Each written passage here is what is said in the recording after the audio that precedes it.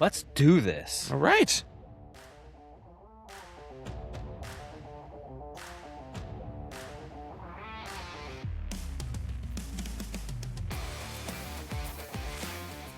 What's up, everybody? Thanks for tuning in to the Undrafted and Overconfident podcast on a Wednesday, May 13th, 2026. I'm Jason Semko. With me, Brandon Bigo Gordon. Now, what's up, my friend?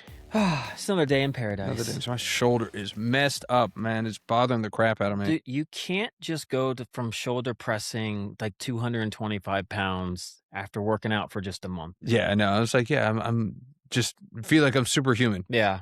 You hit the gym for a little bit. And all of a sudden I'm like, yeah, max everything. I don't know if I think I'm just getting old. It's like I slept on it funny. I'm getting old enough where it's like if you sleep on something funny, you're ruined for the next 3 or 4 days. That is like my hip. Yeah. Sleep on my hip wrong, Yeah. and it's like at least a week. I was telling you, our friend Will Billy, I was talking to him yesterday. This guy's he's going to do high rocks. Yeah. He's CrossFit Mania guy. He said he just... Mr. November. Mr. November. Oh, my gosh. Yes. Mr. October. That's his birthday month. It is. He can have both months. He's that good looking. One for the front, one for the back. I like it. Yeah, all right. But no, he was just telling me he was just doing a quick run with the missus, and he got a herniated disc in his back. I sense that because if they ran around where I think they did, probably around the neighborhood. A lot of uneven terrain. Yes, and there's been a couple of times where I have felt it sometimes either in like my knee or my back. No, thank you. Where it's just like that. It's not flatly paved and you just land a little bit. Wrecked. Yes. No, it's awful. And I hate stretching. And I think I've talked to Will Billy about it. He's not a big stretcher either. He's not a big fan. It's just it takes up so much time. Yeah, you could do it. Whatever, talk about 5-minute stretch, and then you don't have to deal with all of the, maybe not all, but the good majority of it. You know what I blame my shoulder on? It's been a week since I've been on my cold plunge. Yeah. I need to get back in the cold plunge. Definitely. Yeah. Well, there's a hole in the top inflatable lip. Oh. It's just messing with my psyche. So I got to find the hole, patch it, fill that sucker back up with add that to ice cold water. Add that to the list of just things. That Yeah, Jesus, man, freaking that's a day. Trying to you got like an inflatable tube, or let's say inflatable mattress. You know there's a leak. You got to pump that thing up, and then you got to everybody be quiet. Yes, I got to hear where the coming from. And you know that's one like your kids are both gonna want like nothing yeah, just nonstop. But luckily, it's outside, so they can stay inside. I'll go outside, work on the cold plunge. So that's the plan. Get that back up and running. Yeah. I don't want you hurt. We got next year. We're doing the combine. Yes, we are. We didn't do it this time. No, we were rushing. Yeah. Just getting this started. Not rushing like, rushing. No, we were rushing. And we did talk about doing at least a couple of the events in the combine. Yeah, like 3 to 4, I think. Yeah. Are you ready to do the 225? No. All right. Well, you got a year to get there. I got a year to get there. Yeah. It might take a year to get to one. You can do the Smith machine. It's easier with the Smith machine. It is easier with the Smith machine. Because it's more stable. Yeah. That's why I'm able to put a few up.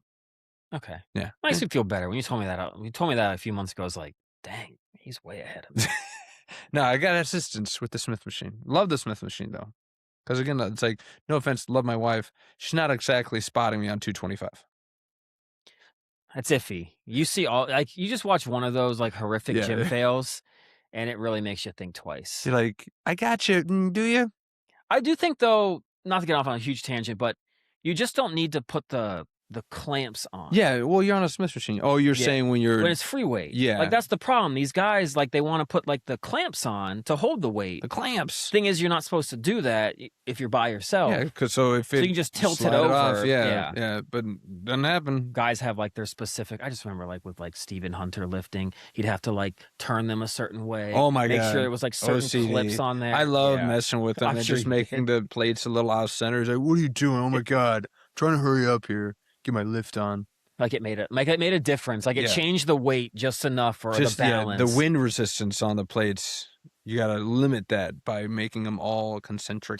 Just lift the weight. Just stop making excuses. Yeah. Big guy. Yeah. And pump that iron. You're not as strong as you look, no matter what you do. That's all the creatine and all the other HGH she's probably taking. I know, right? Yeah.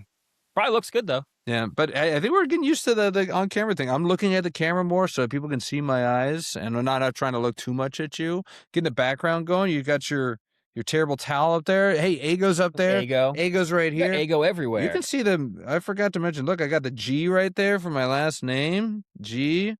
You know, my wife actually got that commissioned, and she was like, we'll put it on the front of the door. I was like, that's great. That's a great idea. That's great. You know, it's like, but then I ruined it. Of course. Because I was like, we can call our house the G spot. Yep, done. Yep. G spot. Never again. Let's go to the G spot. She's like, all right, it's going inside. I can't do it. I'm almost surprised it's here in the living room, honestly. This is the G spot now. Yeah. Ooh, You're in the G spot. You're in the G spot, Semco. I knew there felt a little something going on here. But we're talking about G spots. What better thing to do than to segue into Mother's Day? Of course. So how was your Mother's Day? Just wonderful. All right. So did you give the Mama Semco a call? Mama Semco, are you listening? Happy Mother's Day. Yeah, yes, I have been working out, so you can watch and you can enjoy. That's always her first question she asks you when you pick up the phone. She's How's like, Brandon doing? Is he working out? My most regrettable moment. One of my favorite in our friendships. Life. I don't know why, because what always irks me about it is somehow I felt like you at the time you needed a win or you needed to hear something like uplifting. I don't know why. I don't think I knew you well enough to realize that is the last thing you just need. Light the fire. And then it's like once I said it and like the glow on your face, I was like, this is a forever thing. Forever. I think I might have to end the friendship. I almost did. You almost did. If it weren't for Seabear, Will Billy, DW, Todd, any of our friends. Coleman probably salvaged the relationship a little bit. Yeah, it took all those for me to continue to really. And look where we are now. Now we're doing a podcast together and loving every minute of it. Amen to that. But yes, so you called Mama. Called Mom. Yeah, and I had like a quick little chat. I mean, I had seen them like a week and a half earlier, so not but so much happened. But of course, sent her a nice card. Yep. Did you do the flowers bit? Did not do the flowers bit. I feel like that's overdone. Like, I mean, you can get away with it after a while. I mean, I'm saying that, but I got my wife flowers. So, I mean, I didn't get my wife flowers for Mother's Day, but when it's like her birthday, Christmas, like do the flowers. But to pay to get it kind of like delivered seems like a bit much. It is. To add on top of that. It's a grocery store thing. I'm not going to a florist. I'm not going to go to 1-800-Flower. No. I just blew up that sponsorship opportunity. 1-800-Flower, the best. No, you go to the grocery store. They got so much flowers, especially around the holidays. They beef up, and you can just pick one. It's like, I could, much like a fine wine, I cannot tell you a $5 bottle or a $500 bottle. Can't tell you the difference with flowers, too. This has got a nice coloring. Yeah, I'm convinced that like a florist, that's just kind of like a bit of a scam. It's a huge scam. Yeah. These are artisanal roses. Maybe in the off season, because obviously you can't go to a grocery store and get like all the roses. Yeah. So like on your anniversary, and you're like, the local Kroger's got kind of a paltry choice here. I gotta hit up a florist. So but I mean, especially on the big holidays, they beef up, and you can just grab one there. I got one. I got one for the missus. Got one for the mama. Nice. And your wife is a fur mama. No. Fur mama. No. She doesn't like to be called a fur mama. We do not do that. You're good for you. Look, I knew there was a reason I liked you. We go a little overboard, I know, with our dog. Some of it she needs. She's a little special needs. Special needs. But just like her daddy. Yes, definitely. That's why we're becoming two peas in a pod. There you go, yeah. But no, I know we take things with her a little too far, I think. No, but I don't think so. We cut it off at that. You are not my child. It is Mr. Jason, Miss Callista. Like, it is no mom and dad. Like, we own this dog, and that's that. Yeah. Like, it's a little weird sometimes. Like, I kind of call, we kind of call like my parents kind of like grandma and grandpa sometimes. Okay, so you see you're on a little the bit edge there. A little bit, because it's kind of just one of those, like, I mean, I feel weird like using their real name and they're not mom, there's mom, there's dad. So I don't know what to say. So I'm like, all right, it's grandpa. Like, go see grandpa. Like, I think that's what it mostly is. But no, so my wife is like, if you ever get me a card for Mother's Day, that'll be the last card you give me. Ooh, all right. She's serious then. All right. Well, good. I'm glad you guys aren't going into that. Like, I'm trying to get off the hate train. We talk about this. You're getting nicer. I'm getting nicer, right? But there's one thing that you will immediately turn me off of being your friend. Yeah. So if you have one of those bumper stickers that says like, oh, it's like I have a fur baby, or it's like I chose my kid or something like that from the adopt, blah, blah, blah. So, I've never seen that something one. along those But lines. yeah. But when you're like announcing it to the world, I do not like bumper stickers in the first place. Either. Why you like, especially if you have a nice car, and I'm not even a car guy. If you have a nice car, even if you just have a car, show some respect. Don't just slap a sticker on it. Exactly. Like, I can understand even the honor student one. I'm getting tired of that. The honor student stickers. Like the one that's my student beats up your honor kid student. Yeah, the funny ones. And if you got a beater and you're like, yeah, this kind of, splashes it up, I maybe look the other way. I'm so sick and tired of the OBX stickers on cars. Yes. I'm so tired of, I'm getting tired of the honor students. It's like, who cares? Like, there's the next president of the United States. Yeah. In that car. I don't need to, be proud of your kid without just embarrassing the crap out of them. Basically. And it's like, I don't even need to know what sports fan you are. I don't need to see a Buffalo Bills. Why are there so many Buffalo Bills fans? There really are around here. I got a house in one neighborhood. They got the flag. They got a big old flag going. I got one down the street. They got one like something on a mailbox. Two cars over, two houses over. That mafia is spreading. I guess so. Josh Allen. Pittsburgh. Yeah. I know. Ever since Josh Allen, all of a sudden a lot of people more Buffalo Bills fans. Yep. Same with the Patriots. Yeah. Didn't know Todd was such a Patriots fan. Such a huge Patriots until fan. all of a sudden they start winning and championship jerseys after come ship out. after ship. Yep. That's interesting. That's weird. I've never seen that before. I know. Is that got a tag on it still? No. I've had this for years. Yeah. Mm-hmm. It's like a pressed, like, stellarly white Brady jersey. Yeah. Or Edelman or Amendola. All the white guys. Oh. Chris Hogan. Yeah, Boston's just proving their racist past, just catching up to it. It's like, we love the white guys. Yep. Can't help themselves. Oh man. Well, so good on you. You talked to the mama. I had an eventful Mother's Day. Okay. Yeah. I did it split. I did Mother's Day, and I think we talked about this on the last podcast. It's like, I feel like maybe we did it off pod. I don't remember. We talk so much now. Yeah, I know. It's annoying. Well, I'm sorry.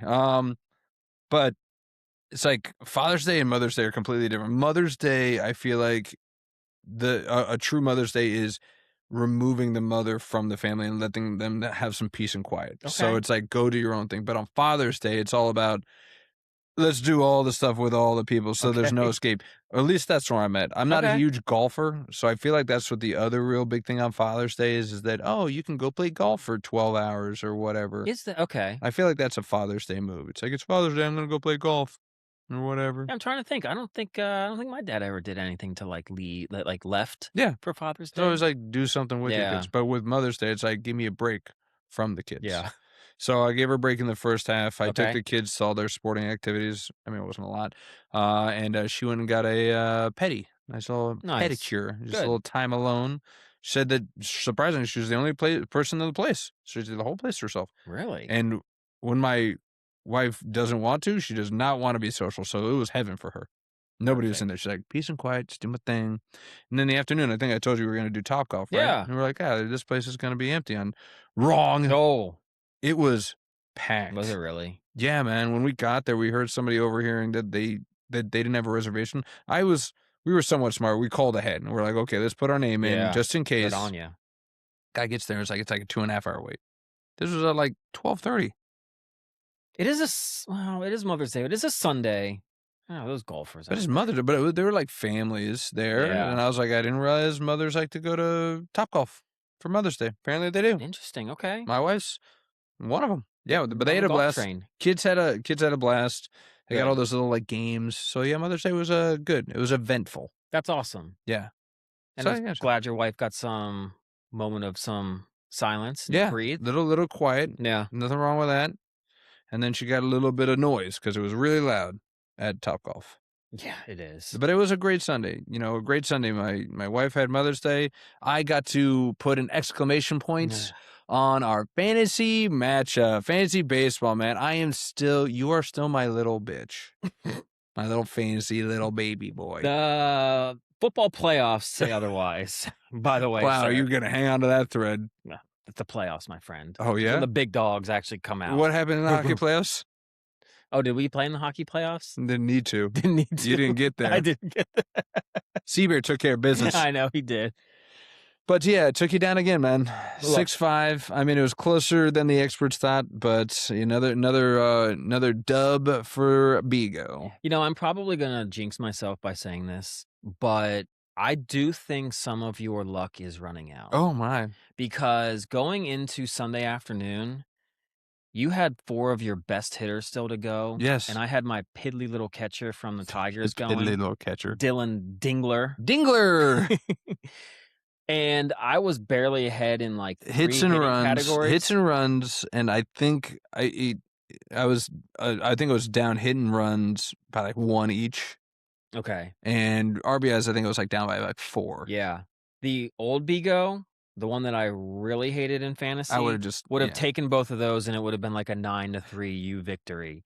Now, so that didn't happen. But granted, I think it was fair. Both our teams, I think, kind of stunk. Yeah, pitching wasn't great for either of us. Sunday was for me. I made a roaring comeback. I was like, I guess. But no, it was good. I've told you at the beginning of the year I liked your team. Mm-hmm. So I had a feeling it would be close, and I was glad we at least played to each other's level, I guess. Yeah, it was close. It was a dead heat at the end.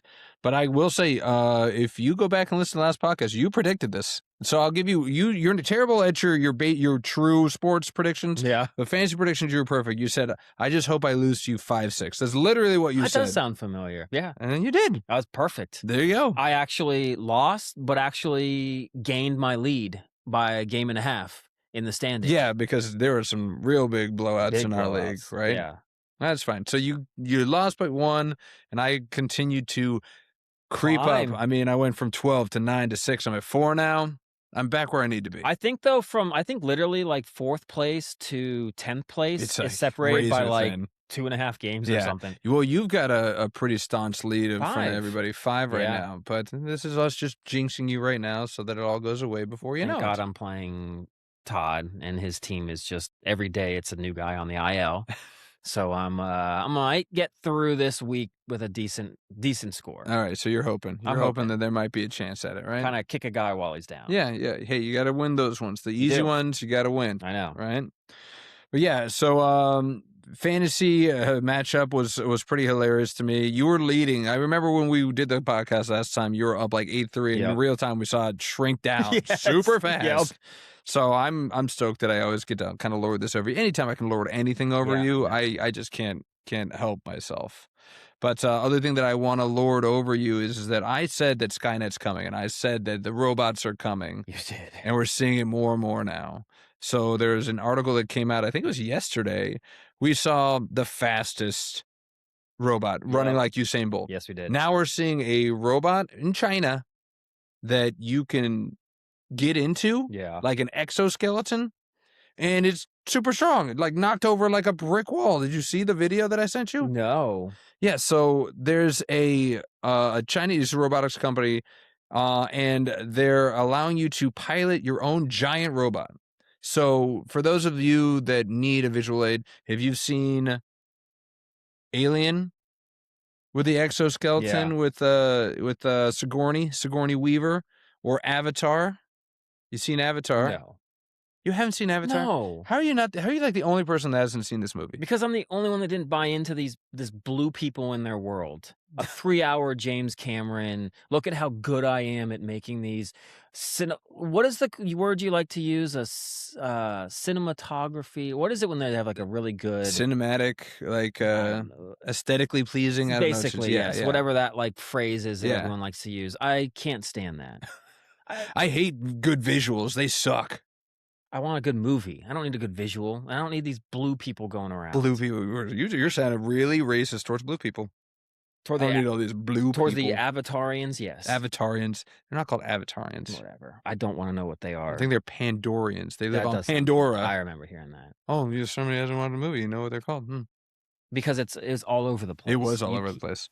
We're getting off topic. So yeah, so if you've seen or Avatar Archer or Scream or Archer, where do you think they got that from? I know now. They got it from Alien, and they got it from they got it from Pandora. But yeah, that's exactly what this thing looks like. You can actually sit in it and you can walk it, and it's huge. This thing is like... It's bigger than what like Sigourney Weaver was in. I think it's like twice the size, maybe. It was huge. Yeah, but it said they're marketing it as a civilian vehicle, and they're saying the developers are urging buyers to use it as a friendly and safe manner. A vehicle, right? But they do that right before they show the mech like knocking down a brick wall with some like rock music. It's pretty insane to see if you haven't seen it. And then there's a way to you didn't watch the video, but it can also go on all fours. So like kind of leans back on its back and it can like go on all fours. It's crazy to see. But we're living in the future. This is how like the ground in like our wars are going to be fought. Yes. It's with people jumping into these things. Well, we already have drones. Like drones are the major weapon in most warfare now. It's like pilotless drones. This is nuts. But I want to get in one so bad. Yeah, you do. You kind of do. Could we have like a podcast battle, you and I? In one of these giant things? your backyard or something. Yeah, sure, why not?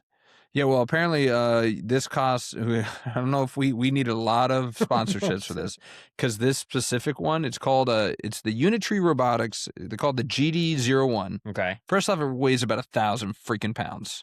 I actually would have gone over, honestly. He was freaking like, where are you going to park this thing? But that's 1,000 pounds with the person inside. So maybe a little less than 1,000 pounds. And then it says it costs up to $650,000 for a giant robotic exoskeleton. That sounds kind of like a steal. It's the same cost as like a Bugatti or a Lambo. That's true. You're a robot. Wouldn't that be, well, you are getting new neighbors. Wouldn't it be kind of funny if that's kind of like the little, let's say, vehicle that is like in No, front of that's a nightmare.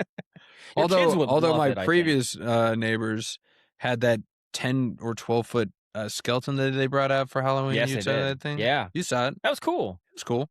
So, I mean, yeah, just swapping out a skeleton for a giant robot. Exoskeleton. Yeah. But yeah, man, Future's here, man. I don't like it. And plus I don't trust people to drive in cars, let alone drive one of these robot killing machines. One of those where it's like, oh, I'm stuck in traffic. I got a meeting in 20 minutes. Smash. Yes, smash. exactly. Imagine you combine this with the freaking robot and they run like Usain Bolt. That's only where we're going. Yeah. Let's put your hands together. Let's make that happen. I honestly wish I was like 75 years old right now or something. Yeah. Well, as long as they can get powered down, because I just need to make sure. Gay robot! That is an Earthman order. Make sure they understand the Earthman orders. Shut that thing down. No, there needs to be a kill switch with all of these things. There needs to be like an international law that these can't go and be used for anything other than a practical purpose. Yeah, and like, I mean, it's like vehicular manslaughter. I guess I can count for this. It should. Like DUI. Yeah. Same thing. Yeah. The carnage of this thing. You ever see what was it called? Real Steel with Hugh Jackman? No. He was doing fighting robots. You remember this? No? Vaguely. Yeah. That's what they should use this for. Stop getting in them unless you're going to fight. Yeah. Make them small. Make them a little bit smaller, maybe. Yeah. But yes, have like an arena. Have them use fight it for battle bots on steroids. Well, because like, what's the practical uses of this, right? I saw this thing. At least right now, it's not moving that fast. You can get faster somewhere by a car. And if you're too freaking lazy to walk down the street, I got to get my exoskeleton. I was like, that thing would be good for if you had to like fix a bridge and you just are like, hey, hold this up so that we can like put the beam under or something to fix it. Okay. That's what I think. Here, so if we use it for like construction. Yes. Or the fire department. Give every fire department one of these exoskeletons. That would be awesome. Busting through like use 3-story buildings and grabbing people. Use it for good. Use it for good. Not for what it's going to probably end up being used for. That's probably going to be a vanity or war. Sex doll. Giant sex doll. These people who dress up as animals, furries, they'll call them robos. Are you a robo? You know I'm a robo. I'm going to type that in, search that right now. Oh, my God. Oh, shit. I went down a rabbit hole on this one. Yikes. Well, robos, wizards, we're going to get all the fantasy stuff because next up we're going to talk about the NBA lottery. Let's go. Right? The NBA lottery happened. I love it. And this is the first time in a while that it's happened that the team with the best odds or the worst record, worst record actually got the number one pick. And lo and behold, it was our local Washington Wizards. They needed a win like this. Man, like, I've never been a fan of the tank, but now that it's happened for me, yay, It's yay the tank. best. Well, and what's best is that this is the last chance for the tank, because they've talked, Silver's talked Yeah. about making pretty significant changes to prevent tanking. Yeah.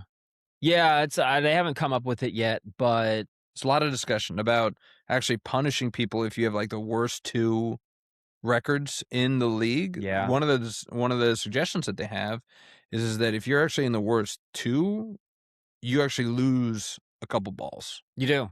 I know. You go up into like a different tier. Yeah. Which is exactly what should happen. Yeah. So this was the last chance for a true tank, and the Wizards did it. Is it a turning of the tide for them to get that lucky? I don't know, but I'm kind of in the outside of this. It's great, but they're saying that this is going to be the most talent-rich draft in the last 30 years. So this is the one time where we could have been fine with like the 3 or the 5. You're not wrong. You're right, but to have the number 1, like, could we have gotten it when like the one was Cooper Flag or Wembanyama, and there was like a huge gap between number 1 and the next guy? This one, I mean, the argument's truly there. Is it AJ Debanta or Debanta? Is it Darren Peterson? Is it Caleb? Is it? I'm gonna keep calling him Caleb Downs. It's not his name. I'm just telling the NFL draft. Caleb Wilson. Yeah. Thank you, Caleb Wilson. Boozer. Yeah. I think we both like the guy at Cuff too. Yeah, but you know what? He's considered too short. He is, which sucks. But I think he would be really good. I'm gonna root for that guy wherever he goes. Yeah, which I think he is slotted to maybe be the next guy taken out of the Big 4. But yeah, I mean, like, you could make an argument for any of these guys, especially if it's like team fit. Yeah, I feel like AJ's still the guy though. He's definitely the fit for the Wizards. Yeah, because I think if they go with Trae Young, they don't need Peterson as much. And from what I hear, they're going to probably really try to keep Trae Young over Anthony Davis. He might not even be on the team brow. To start the year. I don't know. I need somebody to come out with that's not on the team brass to say, no, we're definitely going to play him. I need somebody to legitimately say, okay, what's the game plan here? Yeah. Is he posturing for a new contract? Is he like, no, you need to trade me? Or what's going on in this situation? I need a little bit more clarity here. Hopefully we know by the draft. You hope so. They have a game plan. Yeah. But it's hard. I mean, I put it in our group. I don't want Darren Peterson. I don't either. At all. Do you believe his story about the creatine? I don't know, man. Because I take creatine, but I didn't even know you could overdose on creatine. Is that a thing? I mean, that was always what the stigma of creatine that has kept it as like a muscle bodybuilder thing that kept anyone else from taking it was it'd give you like kidney problems, like you'd have to drink a bunch of water. It's just like water weight. But yes, there'd be like a few health benefits, digestive issues. Yeah. So people, because guys were probably taking like, 5 grams is I think kind of like your daily standard. They're probably taking like 15 a day for like a year. Yeah. And then having those issues. But no, there are things where you do get measured for that. But I was like, I kind of believe you, but I don't believe you just kind of being a lackluster player and like not wanting to go play defense and not really getting into a game. Yeah, and not finishing games is the big marker for me. I can understand if you're hurt. That's still not a good look. But not finishing games because you're cramping up. Again, this goes back to what we talked about last time. It's like muscle through, man. Yes. Like this is your platform, and it might cost him the first pick. If he was just like, nah, I don't want to risk it because I don't want to risk my, my trajectory into the NBA. Well, you kind of did, because now this is the big question mark on you is that like, where is your heart in it? Are you really into it because for the love of the game, or love to play ball, or love to get better? Or are you doing it because you're going to make fat stacks? But then when you get those fat stacks, are you then going to just not want to care as much either because you can just buy whatever you want all the time? You don't have the heart to do that. The only argument now is that he's getting paid money now. So, but at the same time, he's getting paid money now, and so he's less motivated. He's like, yeah, I can sit this one out. He's coming in the prime time of his, like, he's probably mad that they're trying to scale back load management, because he's like, I love it. Load manage me away. Kawhi has to be his favorite player. Oh yeah, let me sit out every 4th game. That sounds like a great plan. I will say this though, he's He is good. He's He is talented. so smooth. He knows. Again, He if just makes it look easy out there when he's on, which is you can't say that about. I mean, even Cooper Flagg in college, sometimes he makes some tough shots. Peterson is like, oh, you're gonna overplay. Okay, pull up for the jumper. I can cross you up, easy scoop layup. I'm like, man, this guy just knows how to score the basketball. yeah, it's the talent's not in question, right? It's the effort and it's the energy for it. And you're going to be you're going to be considered the leader of that franchise. And we got to question your effort. Yeah, that's not a good It's look. tough. Yeah. So, yeah, I mean, in true Wizards fashion, it's sad to say, but we do have to ask the questions like, how could they possibly blow this? Picking Darren Peterson. That's what's going to make him blow it? Bansta seems like a can't miss. Yeah. He really does. He's got the NBA frame. Mhm. He's got everything. He's ready now, too. He is ready now. And I think it'd be perfect for him having, probably not the best playing with Trae Young, or even if Anthony Davis is there, but you're not going to be the number one option. Right. So you can kind of ease into it a little bit. And then eventually they'll realize that Trae is just a team killer and get rid of him. But I think Dibansta is about as bulletproof. Yeah. Yeah. Yeah, he is. Again, you said he's got the frame. So what is he, like 19 or something in that? 19, 20? 19 or 20. He might have done that whole play. Didn't he play a year? Yeah, I think he did. I can't remember. Yeah. He's super young. But yeah, he did that, and he didn't crack under the pressure. It's like he pretty much carried that BYU team. Led the nation in scoring. Yeah. Efficient as well. That's enough for me. If you're able to do that, that's enough. Like, and I trust the scouts way more than I trust even my own eyeballs. Because they know, okay, this guy's going to grow into his frame, or it's like he's missing this technique. It's easily taught at the next level, so we're going to teach him this. Whether it's like maybe he's gapping on muscle, needs to get back in the gym. Great, they can do that. Yeah. Maybe he needs to work on his three-point shot. Great, I swear, something about the NBA training. There are guys that come out of the college that like have 20% from three-point range, and then miraculously 2 years later in the NBA, they're shooting at a clip of 39%. So, I don't know. Maybe it's just volume. I think so. It's spacing. I don't know. But, yeah, so I trust when everybody's putting him as the one. He's the one. Yes. I think that they could blow this if they get a little bit too cute with it. It's like, you finally got the one. Don't trade out of it. There's already talk. Are you serious? Already talk. I saw a report today that apparently AJ, he went to BYU. Mm-hmm. Who's got the number 2 pick? Utah? There's already talk. This happened, 2 days ago? Already talk about his camp being like, he wants to stay in Utah. Like, he went to BYU, he wants to stay in Utah. His mom wanted him to actually stay and graduate from BYU, and there was serious talk that he was actually really thinking about doing that. Yeah. So there might be a little bit of credence to that. But they would have to force that, right? They'd have to be like, he's not going to play with you. Remember when Ace Bailey was like, I really don't want to play for Utah? And they still picked him anyway. I don't care. We don't care. And that would be the same thing with the Wizards or any good NBA team. They're not going to let a player dictate who they pick. They shouldn't. No matter what. They're like, you're the best player. Learn to love the nation's capital. But at the same time, I could see Utah being like, okay, he wants us, we want him. What can we offer you? Nothing. Well, I mean, if you get the 2 pick. The 2 pick, and again, it's like if they don't have, their scouts are seeing something different, they can't differentiate the 1 to the 4, and they're like, if we lose one, again, this is the deepest talented draft they're saying in decades. So if they don't see a huge measurable difference between 1 and 2 or 1 and 3, if they trade out of the top 4, I'm going to lose my ass. Well, that would be stupid. There's no way. They got Oklahoma City guys in that front office. Yeah. There's no way they'd go out of the top 4. Yeah. But you're kind of right. Apparently, now this might have been when the Wizards were kind of locked into that like 3 or 4 seed for a while.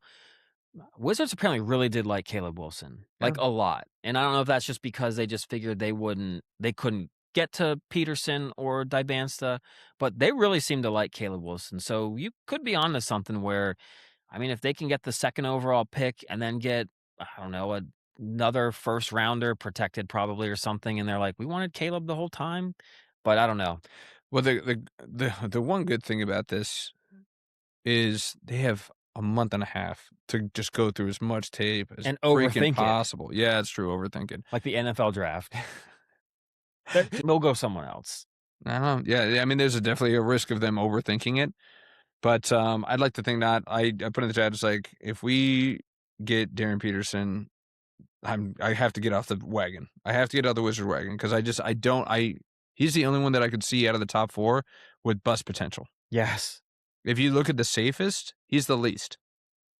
I don't see Boozer flopping. I see him being a perennial fantastic player. I do too. Same thing with, Caleb Wilson. Same thing with, even a Cuff. We had AI. AI was like 6'1". Yeah. I'm not saying he's AI. Everybody don't jump down my throats here. But, he's like a Cuff's like the Desmond Bain of the NBA lottery draft. They're going to just knock him down because of his size. Yes. And his wingspan. I don't know. So somebody's going to give him a steal at 5 or below or whatever. I don't even know. I can't even see on the draft. Where are the Pacers? Where do they fall? It's funny. I was doing the pre-work and I couldn't find them, and I kept logged on to like 3 different sites, and it didn't have them anywhere on there. And I could have sworn all I heard was they're going to have a top 4 pick. Top 4 pick, right? But I keep missing it. Am I just missing it? Are my sources wrong? No, I don't think you are, sir. I think they got hosed. Pretty sure they got hosed. So DW, if you've already jumped ship on your football team, the Dolphins, we all know what's happening next. He's jumping ship from the Pacers. Is this the time where we're going to see DW jump from the Pacers? The Oklahoma City Thunder have a pick in the first round before the Indiana Pacers. I think they have 2, the Thunder. They had the 12th and 17th pick. They had the opportunity to have a protected first rounder if they stayed in the top 4. In the top 4, all they had to do was stay in the top 4. And they got the 5th. And they lost that pick. And DW called it the moment the trade happened. Yep. I'm telling you, I know Adley Rutschman's played a little bit better lately, but he's cursed that man. He's cursed the Pacers. Dolphins might be the worst team in the league. This thing is really picking up some steam right now in 2026. Yeah, you got to find a new team, man. Yeah. Well, as long as it's not my teams, I don't need you jinxing my teams. So go be a Cowboys fan. Please. Go be a Phillies fan. Please. I think he likes Bryce Harper. He loves Bryce Harper. I think he likes Bryce Harper as much as Jimbo likes the Fast and the Furious franchises. Hey, well, so he's number 1 fan? Is that what you're saying? Yes. Oh my God. All right. Well, let's get back to the Wizards. Yeah, I'm okay. I'll survive. Does this make them a playoff team now? In a weaker East. In a weaker East. It's a top-heavy East. It's top-heavy. But there are some decent teams in there. But with AD, Trae Young, Bansta, we got a couple decent pieces. Sar's looking good. We got the better of the 2 in that draft. Oh, yeah. What a terrible draft. Yeah. My God. But yeah, no, that's actually a decent team. But I don't know. Would Young and Davis even be on the court for more than 10 games together? Yeah, that's the question, right? Yeah. One, are they truly the future of the organization, or just trade pieces for later for next year? The other one is, can they stay healthy? Anthony Davis, it's like, I couldn't get excited about him coming because, 1, I thought that this was just expiring contract. Yeah, we're just going to dump him later. And 2, I was like, if he does play for us, he's going to be sitting out half the year. I know. Had said the same thing when the freaking Mavs traded for him. It's true. I was like, what are you doing? Guy gets hurt way too much. So, yeah, I'm not ready to call him a playoff team. The 8 seed was Orlando, right? They had some injuries, but yeah. And Orlando squeaked in. They have a superstar in Paolo on their team. Franz Wagner. And the Wagners. And the Desmond Wagner. Bain. Yeah, so they got a great team. No, and they squeaked into the playoffs. They did. So I'm not ready to call them a playoff team. I almost think the Wizards need to get rid of Anthony Davis. I'm not going to say tank, but I think just not do well enough and still get another decent pick, and maybe find a way to hopefully kind of hit with that a little bit. I think if we get AJ, and let's say we keep Trae. Trae can score. He's a good facilitator. He's a good facilitator. He can score. He's a sieve on defense. Yes. But good facilitator, good scorer. AJ DeMansa, great second scorer. We got a great defensive center in Sar. Yep. I don't necessarily think we need a huge star at the 4. So if we traded him away for a role player, Well, that's true. You trade him for someone. I'd be fine with that. Yeah. That'd probably be better in the long run. I mean, I'm fine with Anthony Davis if he wants to play and he stays healthy. Keep him, that's fine. But even with that, I don't think that they're ready yet. I think that there's still 2 years. 2 years. There's hope, though. There is. There's optimism for once. Haven't in the had that nation's capital. since John Wall. No. Nats are playing great offensive ball. Not defensive ball. Hey, that's why I said offensive ball. Pitching. You got things are looking up in the nation's capital. Caps, not so much. Yeah, not bad though. Not bad. For a while, DC was Not had a good moment. That city was. I'm glad we got to experience that. Well, I did. You were gone in Hawaii, but when the Capitals were doing well, the Commanders won, Redskins won good year, but that was kind of in there with like the Nats. The Nats won the World Series. Yeah. So it was definitely and the Wizards. They had a couple playoff series wins. Paul Pierce banking that 3. Oh, man. I remember I was here in the nation's capital for that one. Yeah. Okay. I remember I was sitting at some bar. It's probably Buffalo Wild Wings. B-dubs. With Seaver. And we were watching that. I was like, oh, my God, he made that. He banked it. Yeah. Called it. He called game. Called game. I called game. What a great quote. So yeah, I mean, sorry, we're Wizards focused on this lottery, but we're in the DMV, so of course we're going to talk about Not much good happens with the Wizards, so. But let's. I want to do a quick top 4. Where you think when do you think they're going to go? Let's take the teams out of it. And let's get trades out of it again. Okay. But out of those 4 guys, 1, 2, 3, 4. What order are they going in? I think it is. I think it's Bansta, Peterson. I think Boozer, then Wilson. I think Boozer, the way that he played in the NCAA tournament, I think a lot of people really got to see that he's kind of like almost a walking triple-double if you put it in his hand. I think I was really impressed with his court vision. I knew he could rebound. I knew he could score. But yeah, he can kind of do a little bit of everything. And Caleb Wilson's really good as well. But yeah, I think Boozer. Okay. I'm going to go AJ too. I think AJ's just too much of bulletproof, fail-safe to not go 1. But I'm going to mix it up. I'm going to say Wilson goes 2. Because I've been hearing so much chatter about him, and everybody's getting really high on this guy. And there was some NBA analyst that said if I was starting out new and I was a bad team, I had the first pick, I'd take AJ. But if I was a good team, I would take Wilson. So there was a lot of buzz around the NBA there about Wilson. So I think he might jump. I think with another month and a half, his hands all healed up. I think that, I wouldn't be surprised to see him go 2 with, if the Jazz lose out on AJ, I mean, they'll get the next best thing in AJ. And then I got Peterson because, again, the talent's there, and I don't think anyone's going to say no to that. And then I got Boozer going 4th. Okay. And this isn't Boozer hate. I just think, I don't know. It's part of me, and maybe this is just my bias. It's that when you're on a really stacked team with really talented players like he is with Duke, does that diminish it? I don't know. Maybe it does for me. Well, Cooper Flagg and Con Knuppel were 1-2 in the Rookie of the Year. That's true. All right. I'm not changing my mind. I'm putting Boozer 4. It's some Duke hate in there. There's a little bit of That's there. what it is. It's just Duke hate. I'm not putting him in the top 3. Get out of here. But yeah, so we're looking at the future of the draft. Let's look at the present now for the NBA. Playoffs, we're deep into round 2. Yes, we are. We've already got a few people that have punched their ticket to the conference finals, my friend. And somebody predicted those 2 to moonwalk their way into the conference finals. Was it you or was it this guy? It was not I, unfortunately. Just keeps coming up, Ego, man. I mean, I won our fantasy matchup, and you're going to see this as a kind of a trend. Yeah, it is, actually. Episode. I know. This is a painful episode. But yeah, so the Knicks just crushed. Dude, they're on a heater. The Sixers. That wasn't even close.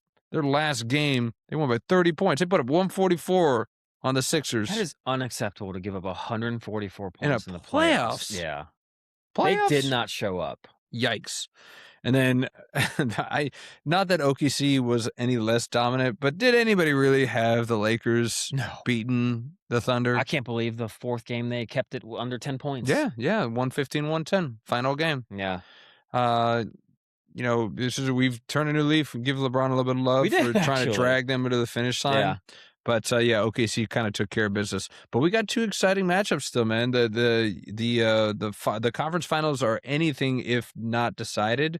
San Antonio just took the lead in that series 3-2 with a pretty dominant win, Wemby came back 126-97. Yeah. After disappointing me, I hadn't tuned into much playoff basketball because of my work schedule and stuff. It's hard. And I saw that game was on, and I really I mean, Wemby is a freaking alien. And Anthony Edwards, I was like, this will be great. Less than 5 minutes in, 3 minutes ejected. Ejected. Are you kidding me? You jinxed him. You watched him for 3 minutes, and he got booted. That's why I didn't want to watch the next game. Oh. I didn't want anything to happen to him. You don't want anything to happen. Well, something did happen to him. He went off. Went off, like what, 27-14, something like that. That team. So, it's like a lot of these like guys that have had like rushing, like 2,000-yard rushing seasons, like Chris Johnson. Mm-hmm. A lot of people were like, well, it's because Vince Young was his quarterback. Same with kind of like Alfred Morris with RG3, that option with the quarterback being able to run as well.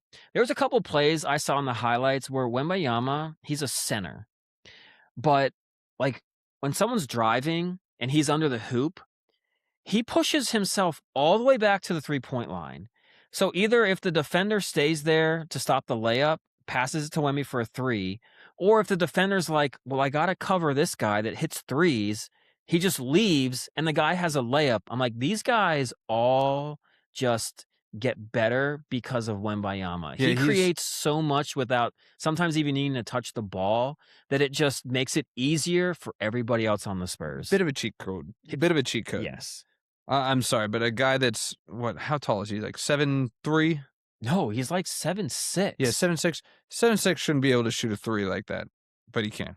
He crosses guys up. He's surprisingly nimble. Yeah.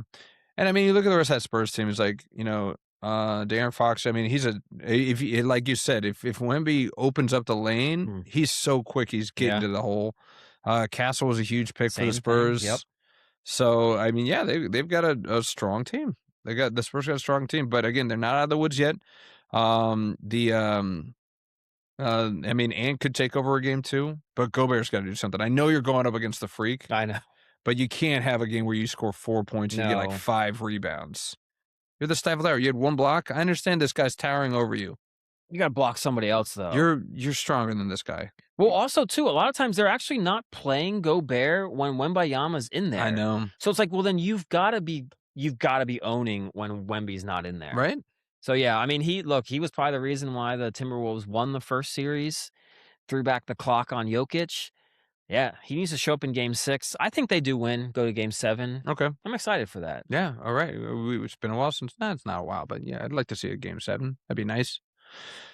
But yeah, so how about the Detroit and the Cavs, Pistons and Cavs? It's tied up 2-2 right now. They're playing right now. It's 85-84, 10 minutes left. James Harden is playoff performer all of a sudden. I told you, man. It's like I told you he wasn't going to blow up until the next round. So I saw the Cavs winning this matchup. I just had them beating Orlando. That's true. But yeah, I mean, could have said that. That's another team where they had one really good lottery pick in Cade Cunningham, and the Pistons have really just kind of turned around. I was surprised. I was a bit surprised. I think there might even been some legit coaching that's turned the game around. Imagine that. My goodness. Interesting. Yes. But you know what else they got? Got my boy, Tobias Harris, on that Pistons team. I loved him when he was on the Sixers. I thought that was an underappreciated pickup. Yeah. Let him go. Look, he's the glue. He's the glue guy in Detroit. Needs a guy like that. Yeah. But no, I mean, Cleveland's still going to. I mean, they had a 2-0 series lead on them. The Pistons did. Yeah, they did. And they squandered it. Well, but it's the old saying, Brandon. The series hasn't really started till like a home team loses. That's true. That's true. Well, this could be it. I think, they're back in Detroit. So if Detroit loses this game, then it's going to be trouble because then we're going back to Cleveland. Yeah, they could close it out. Ugh, Cleveland, Knicks, Eastern Conference. Yeah, final. I called it. I called that. You did. I can give you. That's why I'm really rooting for Detroit. How dare you? How dare you, sir? But yeah, have you become a believer? You're coming over to Bigo's side. Is this a collision course of the Knicks Thunder finals? If the Knicks play like they played against Philly in the last 3 games against I forget who they played in the first round now. The Hawks. The Hawks. Hawks gave them a little. Yeah, they did. They've won 7 straight. Yeah. No, they're playing amazing. Right now, I think they could right now, I think they'd contend with OKC, like to possibly win a 7-game series. Okay. But we'll see if how the next series goes. But yes, I think it's a straight collision course. Yeah. No one is stopping. OKC they didn't have Luka, but they whooped the Lakers without Jalen Williams. Yeah. And all of a sudden, this first-round pick from last year, he was the best player for OKC in that whole thing. I'm like, great. And now you guys got the 12th overall pick. They're projected to get one of the guys that was on Michigan, like another 6'6", 6'8", just like stretch wingman. I'm like, great. Like they need another one of those on the team. They're just going to somehow just keep reloading. Rich get richer, man. They really are the new villains of the NBA, though. I'm not ready to. When they win a second one in a row, then they're the villains. Right now, you can't be mad at them for doing it the old school way and just building through the draft. I mean, I know Shea was a trade. Yeah.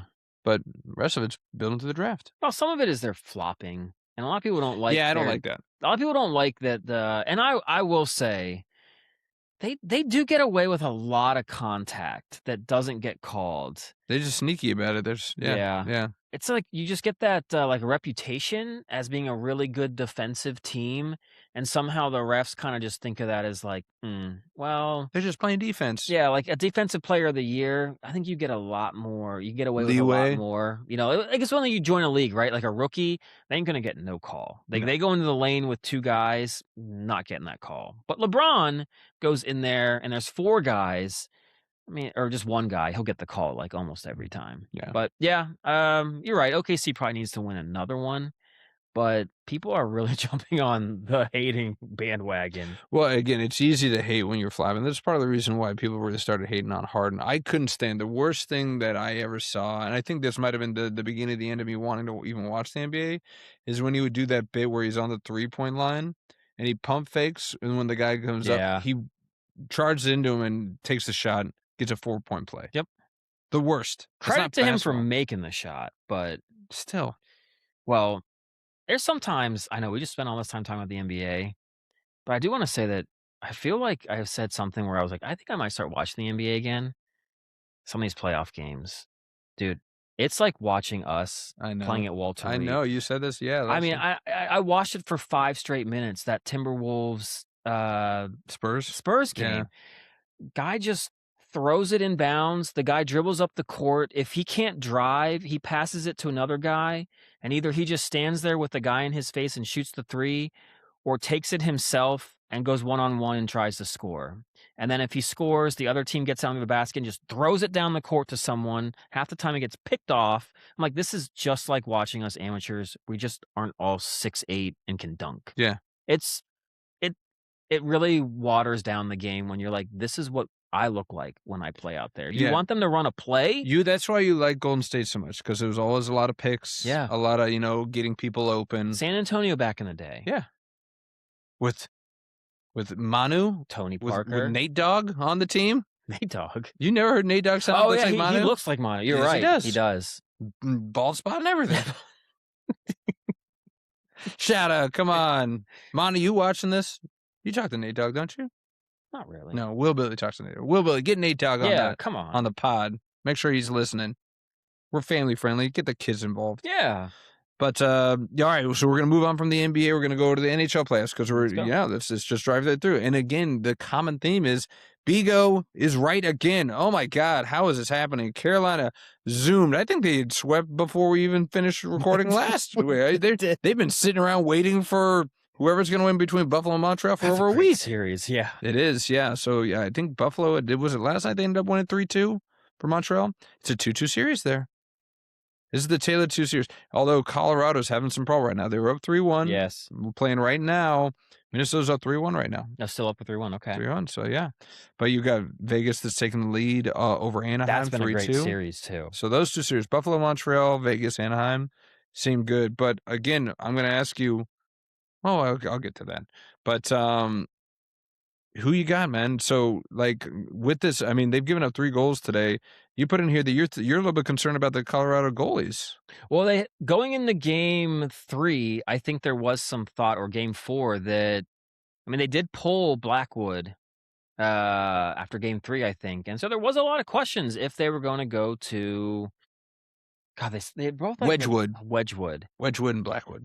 Because they're very similar goalies, and it's, Blackwood have been playing a little less, not as well. That's kind of tough to do. I mean, the Capitals could do it, though. Yeah. Well, they did it today. They pulled, Blackwood gave up 3 goals on 13 shots, pulled them, and Wedgwood came in. So you might be looking at changing the guard. Wedgwood's the guy now. I don't remember seeing anything happening. Can't remember the last time something this late where they've changed a goalie and gone on to win the Stanley Cup. I'm sure maybe it's happened. Caps did it? Well, that was after 2 games. Okay. Like into like a whole nother series. Man, that's going to be tough. That team is so good. They'll get through. They'll get through it, and they can score. They have an off night. I'm not sure. I'm still not worried. I still have the utmost confidence of my prediction once again coming correct. Colorado, Carolina meeting in the. Only we put a bet on it. Man, I should have. Why don't I practice it? You know why? Because I'm going to jinx myself. The minute I put money on it, it's all going to go to hell. Overthink it. I'd rather brag about it and have that lording over you than win a couple shekels. That's more valuable. It's priceless. It is. It sucks. I hate it. Well, I mean, dude, Carolina is 8-0 in the playoffs. Yeah. Are they a freight train, or are they ever going to lose? Buffalo or Montreal? Do you give them either of them a puncher's chance going up against Carolina in the next round? I think they got to hope that it's too much rest. But no, I don't think there's any way. Yeah. Defensively, they hardly give up any shots. They got so many guys. Taylor Hall now is back to being a MVP. Yeah. They're so stacked on like all their lines with so many good players. It's almost like a perfect team. Nope. That sounds like you're jinxing them. Yeah, I think I'm trying. You're trying your best. I hate Carolina. I hate their style. It's so defensive, oriented, tough to watch, but it gets results in the playoffs. Yeah, they win games. No, they're on a freight train. I think the Avalanche are the only team that could stop them. Maybe Vegas, if Carter Hart somehow gets like really hot. Yeah, you love Carter Hart. Well, he's a talent. Yeah, and he's been playing well. I think his ceiling is just higher than any other goaltender, I think, in the playoffs right now. I'll give you that. Sure. I'll give you that. I don't know. It's like if Montreal can pull it off and beat Buffalo, they almost feel like if they do, then I could or make the argument that they might be a team of destiny. When was the last time Montreal won a cup? If ever. 60s? Yeah. Well, back then they won like every year. Yeah. But it's been so long. So long. And I don't think anybody gave them the time of day, but they beat a really good Tampa Bay team. They did. In 7 games. And they're taking it to Buffalo. They are taking it to Buffalo. Buffalo did just side up, but still a 2-2 series. And if they beat Buffalo, which was, I think, the 1 seed. They are the 1 seed. So they took out a highly favored Tampa. If they potentially beat up Buffalo, they might start buying in that we are a team of destiny, and we're going to knock off these big dogs too. Man, Eastern Conference final in Montreal. Oh, man. In that city. Yeah. You've been there before. I've been you know how raucous it can be. No, did you not hear this story? No. So, yes, I've been to Montreal before, but DW, I got to put you on blast here, guy. Oh. We were up there for Will Billy's bachelor party. Yeah. His first one. First one. His only one. I don't think he had a second one. That was one of our guys' trip. That was a guy's trip. Yeah, we kind of melded it together. Yeah. But DW hyped it up. I was like, yeah, we're going to go to a Canadians game. Great. That's all I heard. Guess how many tickets he bought? What, 2? 2. 2? Him and Will Billy, the only 2 people that went to the hockey game. So they went to the game. Yes, and we were all just palling around Montreal, which wasn't bad. Yeah, I'm sure you guys had a lot of poutine. Found yourself in some establishments. Yeah, hey, they were nice establishments. Who was it? It was Will Billy's brother-in-law fell in love with a bartender up there, like obsessed. Okay, obsessed with her. And Seabear, he was obsessed with Seabear too. He was obsessed with Seabear. Oh my, yeah, absolutely. Well, who isn't? I know. You can't help yourself around him. Can't quit that guy. Can't quit him. Can't quit him. Oh, No. God, is he great? I should watch him read the phone book. And pay money to see it. I could just smell it. All right, so back to playoff hockey. Yes, it would be great to see a Stanley Cup Finals game in Montreal. How cool would that? It would be a raucous arena for sure. But you're not really giving them a chance. You got Carolina going. I think so. Yeah. Who you got left? Colorado, Minnesota. Minnesota going to create the comeback down 3-1? Let's go Colorado. All right. You. And then, yeah, of course I'm going Colorado. I got them in the finals. And then how about Vegas, Anaheim? I think I had Vegas winning this series, so I got to try to at least get as much credibility as I can still eke out. So you're going to stick with Vegas? I'm going to stick with Vegas. Yeah. Good on Anaheim. I don't think anybody thought they would get this far. No. So, and they're putting up a fight. You know, the last game, heartbreaker, went into overtime. But I know. Old Torts got him playing well. Freaking Tortorella. I think Anaheim and Ottawa are going to be two fun teams to watch next year in the NHL. Yeah. I'm looking forward to that. Yeah, you were talking up Ottawa a lot. You like them a lot. So far, I think Ottawa has given Carolina the toughest of the two tests. Yeah, they really fought for that 0-4 series. Let me They tell were you. closer than Philly made it. Closer than the experts think. Yeah. Well, you know, we're getting closer to the halfway point of the MLB, man. We're getting closer, inching away, man. So we always like to do kind of a refresher. So many games in a week. Any highlights from last week in the MLB? Dude, Jacob Mizorowski. Man, 10 pitches, 103 miles an hour That's or insane. faster. That's crazy. imagine 5 years ago. Remember when Aroldis Chapman came in the Yeah. league and he threw like 101 like 3 or Once. 4 times? Yeah, an entire season. Yes. Yeah. He did it in one game. 103 pitches or 103 miles per hour or faster in a single game. 10 times? That's ridiculous. How do you even see that? Are you just flailing like what? Like, I'm not a professional baseball player in the least. That was my cousin. Yes. But I can't even imagine hitting a ball with that kind of smoke. Yeah, even at that speed. I mean, I know some guys have said, like, if you throw a fastball and there's no movement, they can hit it. I guess. Like, if you stick a know it's bat out. coming. Yeah. You know, but 103, I mean, how do you, unless you just really figure this thing's coming down the middle. Right. And I just got to hope I connect with it. Yeah. Yeah, that's crazy. And then, yeah, I think there was one pitch sequence. He threw a 103 mile an hour fastball. Then he threw like an 88 mile an hour, like curveball, and then hit like a 101 mile an hour fastball. How do you go up there and actually think you're going to get a hit? No. But it's scary that's where we're getting at with these guys. I was just going to say, what has changed so much that we're able to put this kind of freaking velocity on the ball now? Is it technique, or are we just learning more about how to, like, you know, exercise and stretch the muscles that go with this that allow these pitchers to do this? It must be. They're not getting any. It's not like they're getting bigger. We're not putting. Mizorowski's not a big guy. Yeah. Maybe it's the youth. The science has gotten better with the pitching, but it's also. I remember reading an article with like Bubba Chandler on the Pirates, and he was in high school, and he's sitting there, and he's like, I gotta throw 100. Like, it doesn't matter what I have to do. I gotta throw 100. So these young kids they're just trying to do whatever they can to hurl it that fast. And I guess they'll try to figure out the accuracy and everything else later. But it's like just like an arms race to see who can get to that 100 like as soon as possible. I mean, he does have the angle down. He's a rail thin guy. He's 200 pounds, but he's 6'7". Yeah. Jacob Mizorowski, he's a giant man, so he's got the angle, shooting it down the frame. But yeah, you mentioned it. Like, are we going to start seeing middle schoolers, like high schoolers, throwing just 100 mile per hour? Can't you see that? We're on just ESPN one day. We're gonna have middle schoolers getting Tommy John surgery. Just get it out of the way. Just get it out of the way. I've actually said that for years. You might as well just get it done. And if you are planning on going pro, just do it. Just rip that Band-Aid off. Yeah. Once you hit start the rehab now. Yeah. Once you're probably like, I don't know, 14 or 15, you know, you've kind of like grown into everything. Growth spurt's done. Just get Tommy John. Just get it done with. Just get it repaired, and you'll hopefully be good to go. Let's just give our teenagers some elective surgeries. Let's go ahead and start doing that. The way that some of these kids and the parents go about things. Yeah.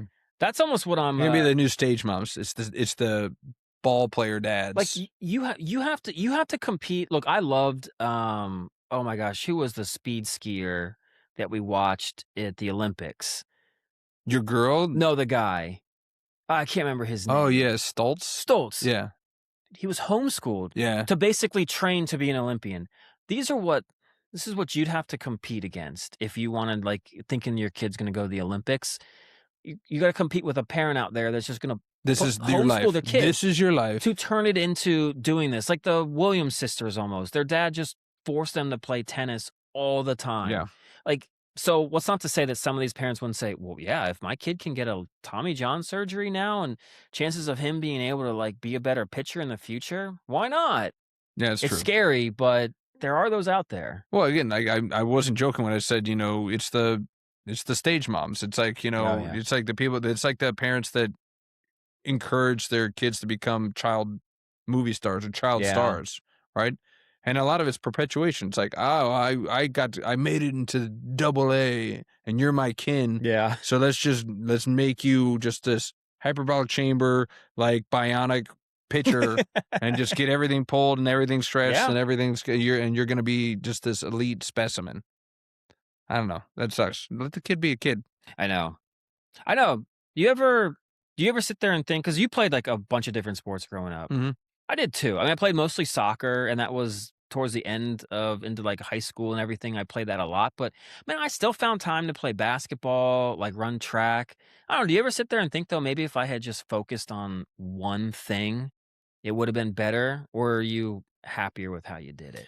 Yeah, I mean, we're talking about such a small pool of people in the entire world, country, whatever you want to look at, that are able to make it pro. Yeah. So do I think refining and limiting my access to other sports maybe would have given me an opportunity to be great at one? Maybe college. Maybe playing college. Maybe like playing D1 college, But I wouldn't change anything. I like doing all different kinds of sports, right?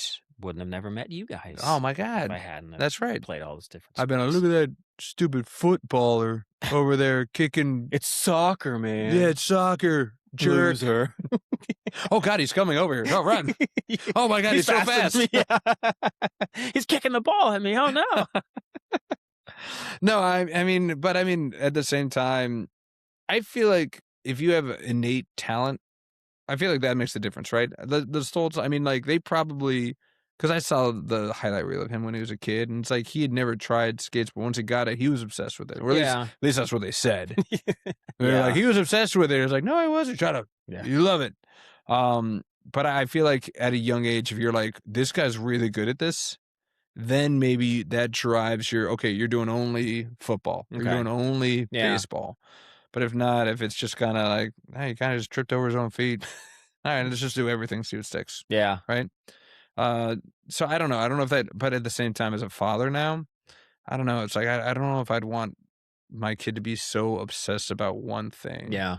Right? It limits him. And if that one thing doesn't work out, he's like, this is all I know. This has been my identity for the last.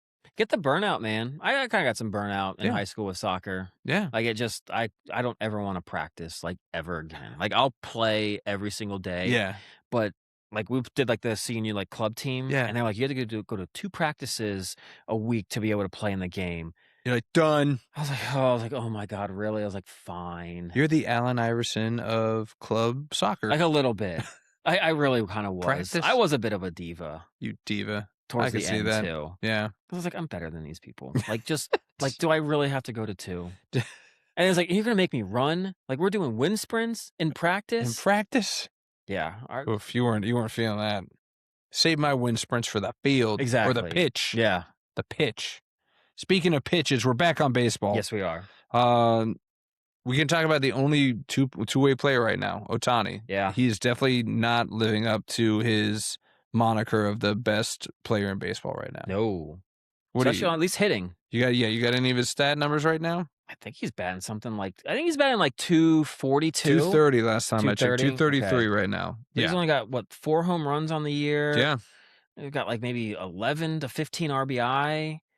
But he's just had so many 0 for 5, 0 for 4 games batting in that leadoff spot. Which is just so out of the norm for this guy. This guy's supposed to be just the killer of balls. And that was your nickname in high school. And college. Whoa. Soccer balls. That's what we're talking about. Yeah. Soccer balls, yes.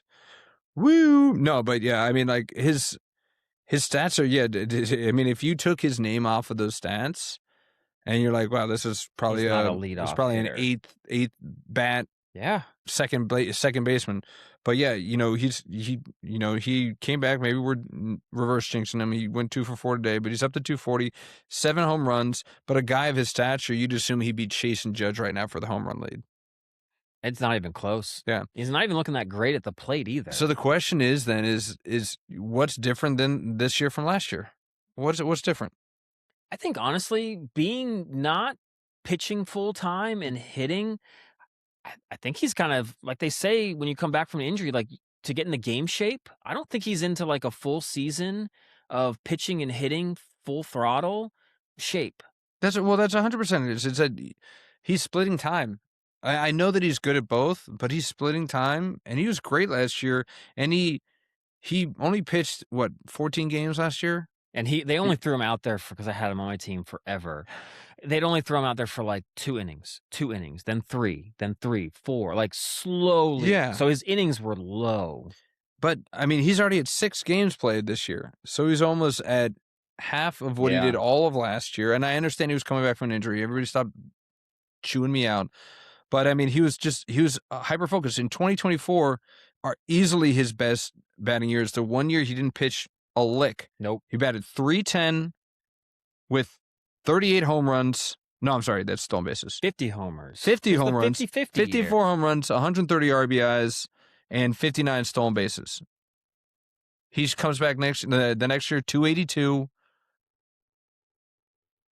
And he still hit 55 home runs. No, he did. No, he had a monster offensive year. But I mean, again, it's because they slowly. Now that he's pitching again, we're starting to see his bat slide. I don't know if there's a little comparison. older. Yeah, I mean, he's 31. God, can you imagine? He's 31. Yeah, I did not know that. I mean, he's been in the league for 8 years.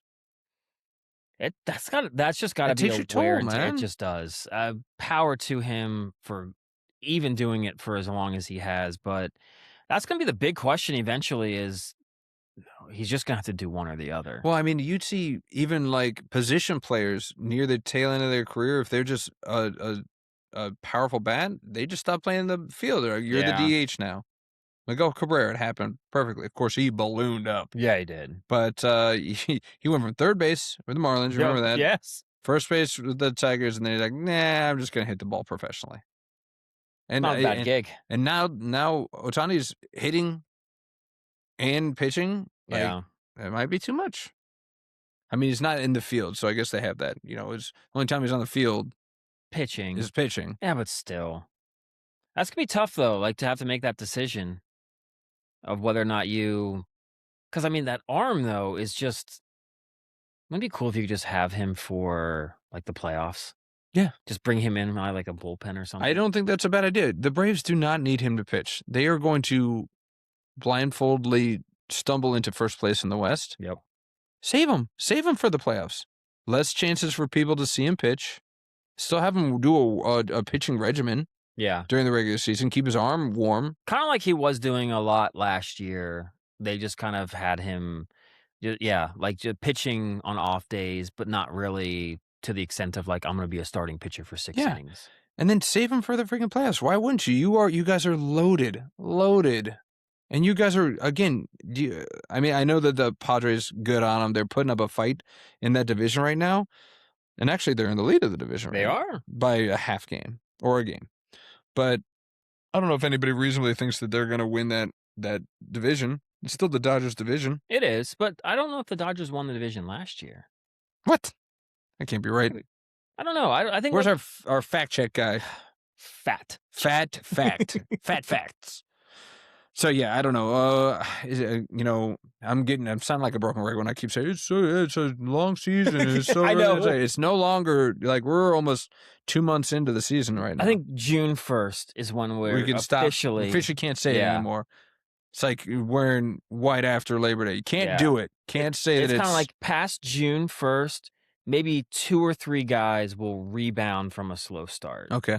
Like there's going to be a couple. Not a lot. Not a lot. If you haven't gotten it by June, you haven't gotten it by then now. All right. But I did before we move on. I want to float something around. I was thinking with this Mizorowski and these guys throwing 103. Mm-hmm. Because, already these guys aren't pitching nearly as many innings. Yeah. and it's a lot of relievers. I had a crazy idea that a team could do with starting pitchers. Okay. What if you had like a tag team where you had like in wrestling? Yes. They could have their own little moniker. But what if you had like let's just say Shohei Ohtani and like Roki Sasaki. Shohei goes out. Wow, you put the two Japanese pitchers together. Like how I did that. Wow, Right? yeah. No, it was. I can't handle this big American 9 innings. Okay, let's just put you guys up. Jesus, Samko. No, well. I'm just going. Continue with your analogy. But this was great because Sasaki is a terrible starter. He is. But did you see what he did in the playoffs last year? Mm-hmm.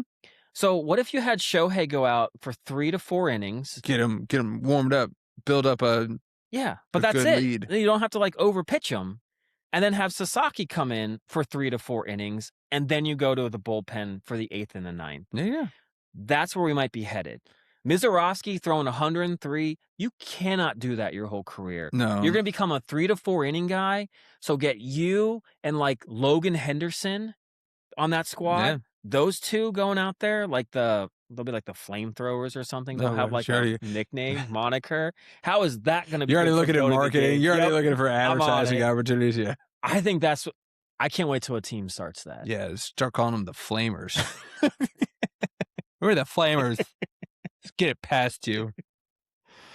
No, I mean, they're already doing this. Like teams have their relief pitcher games. No, but it's like literally like every 4 days. It's the Shohei Sasaki duo. Okay. And then next it's like the Snell and Glasnow, if they can last. Yeah, they're both on the IL, I think, right now. But either way, that's their tag team. They're tag team in that bench with their arms. Oh, they're IL in that tag team IL. Team IL. But no, that's what it is you literally have like for like 4 days apiece, you've got these like split squad starters.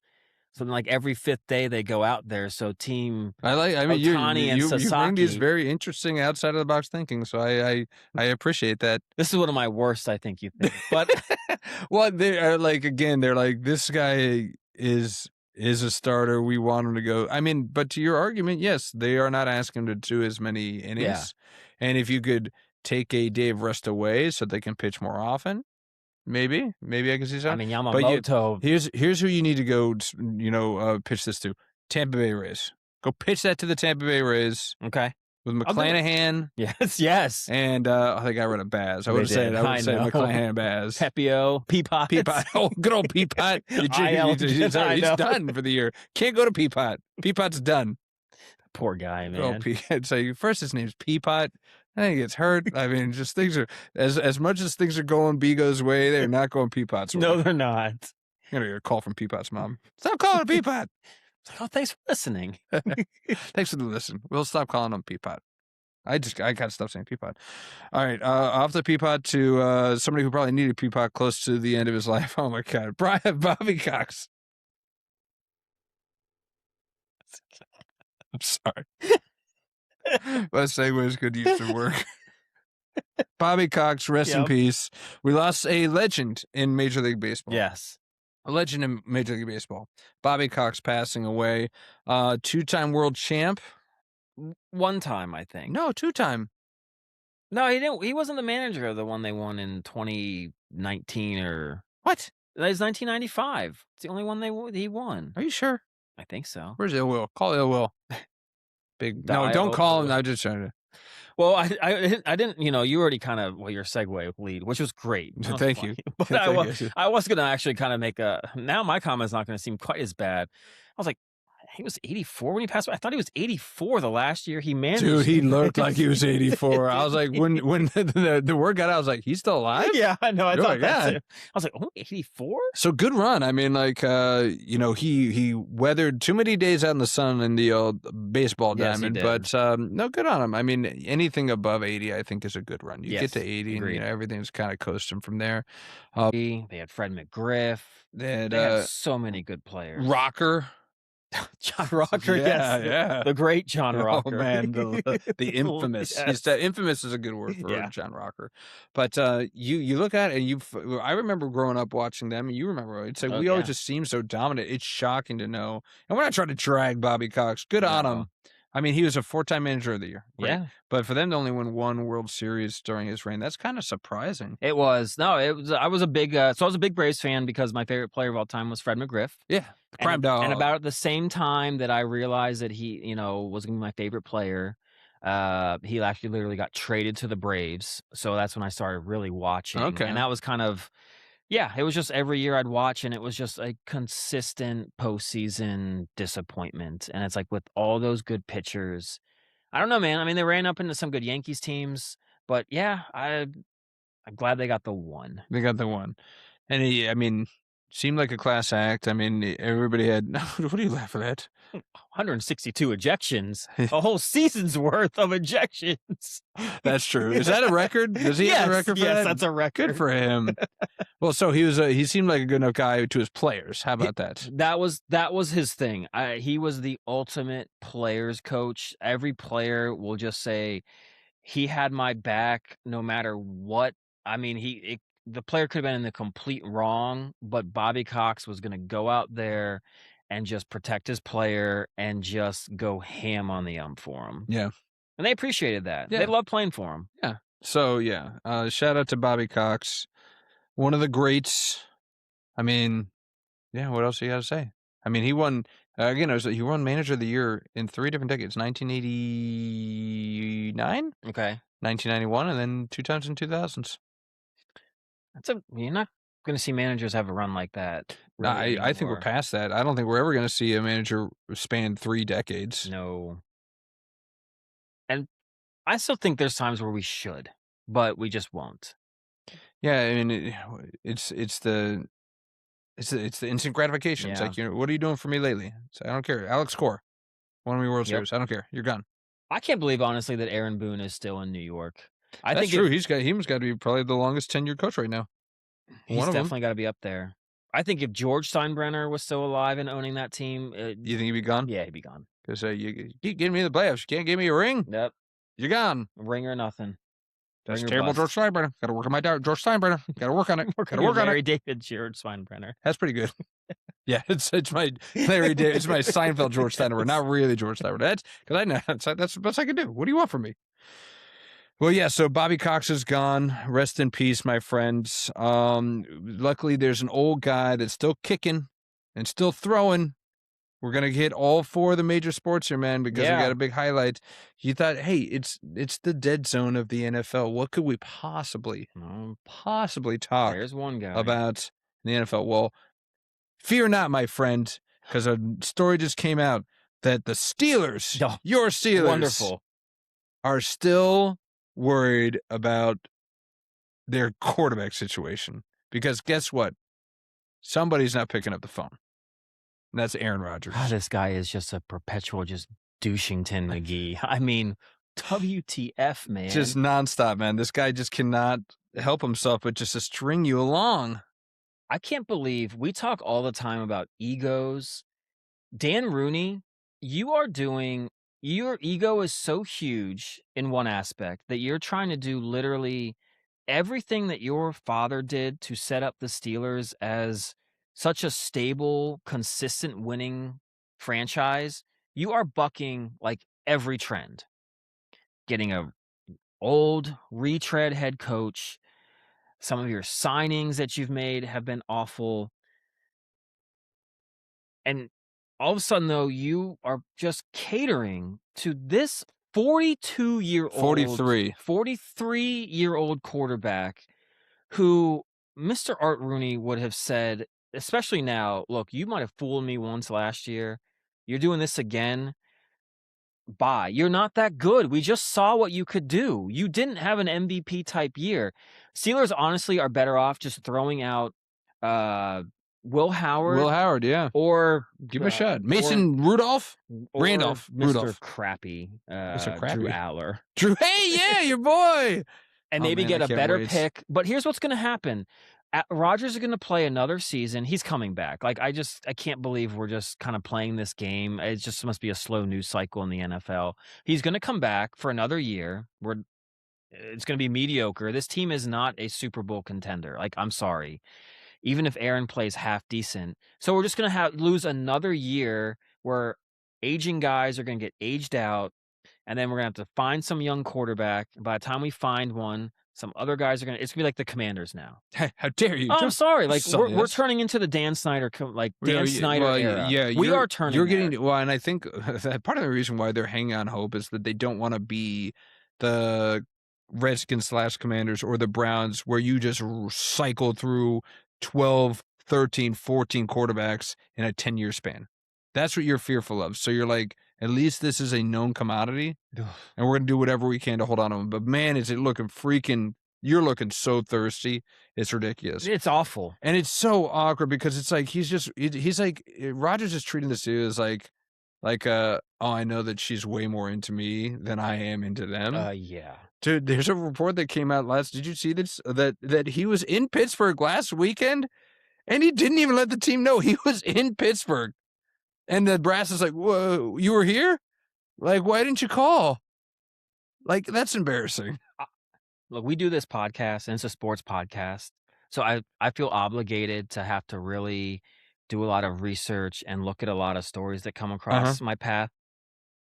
I am not clicking on a single Aaron Rodgers story until he's officially signed on the team, or not. And then I'll never. Or not. Well, if not, then I'm definitely never clicking on anything of his. Of it, yeah. But no, I see it all pop up. New activity with the Aaron Rodgers saga. Click in here for the new deets. No, The new deeds. Oh, right. Yeah, we're getting hip now. Getting hip. Well, you mentioned that he's gonna play. It's like I'm not so sure anymore, man. The fact that Pittsburgh put that gave him the unrestricted free agent tender, the tag, Yeah, that pretty much says, okay, if we're putting this on you. If you go play somewhere else, we're getting compensated for it. They didn't do that last year. that's true. So something's going around where, again, it could be just a sheer fact of this guy's not picking up the phone for us. Like, so we got to do something to make sure that he's not jerking us around and he doesn't have a side piece that he's going to go run off with or something like that. It was almost like their way of contacting him without contacting him. Like he's gonna get the memo that's like, so we put you as like a restricted free agent. So like, here you go. Like, here's our contact with you. It's like they have access to his Facebook page and they put it's complicated in his relationship status, and he's like, "What? It's not complicated." No, I'm all joking aside, I'm agreeing with you in the sense of, and I've said it this whole time. This is just him avoiding having to go to OTAs or anything. He's doing the bare minimum, and he's just, again, they have something like very quietly with McCarthy. It's like, listen, man, I'm gonna come. Yeah. But I don't want to come to practice. So I'm just going to not say I'm coming, keep the contract on ice. You know how I work, Mike. Yeah, come on. You know I got this good stuff. And I'm like, okay. So, and he's going to come back and he's going to skip all the OTAs. He's going to skip all the stuff. And again, that goes back to his just unbridled ego that he has, where he just thinks, I don't need to practice. It's like, I've been doing this for so long. Yep. They need to figure out how I work. I don't need to worry about how they work. And it's just asinine. And the Steelers brass are okay with all that. Great. I know you like, I'm sorry, but your connection with DK was crap last year. Yeah. Crap last year, and you're doing nothing to make that any better.